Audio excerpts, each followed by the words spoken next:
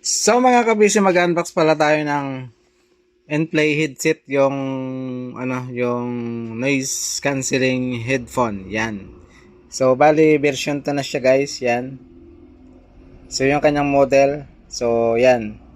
Ito yung kanyang high quality sound, then built-in microphone, then ano to? Drive-by wire.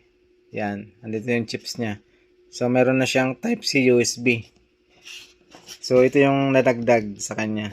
Dati USB lang siya. Yan. So, papakita ko sa iyo kung ano yung mga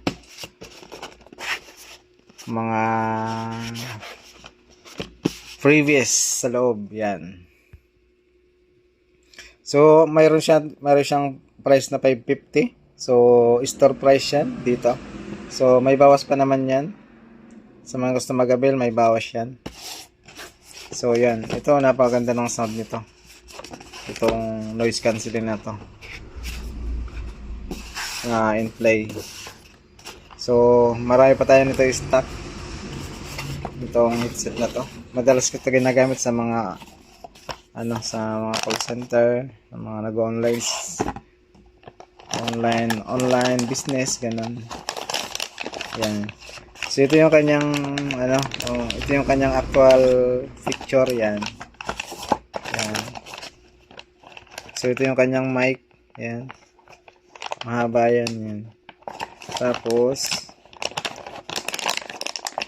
ito yung kanyang mga panel, button, yan. Button, yan, mga minus, down, tapos ito yung kanyang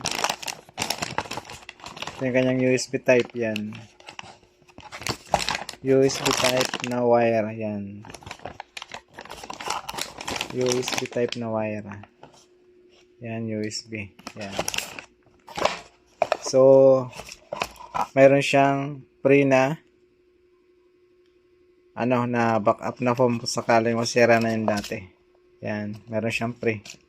So, ito yung kanyang dadagdag, yung adapter na Type-C. Yan. Type-C na siya, guys. Yo. Pwede na siya sa cellphone mong, sa mga cellphone na Type-C. Yan. Tapos yung input niyan to USB. Para sa dito yan.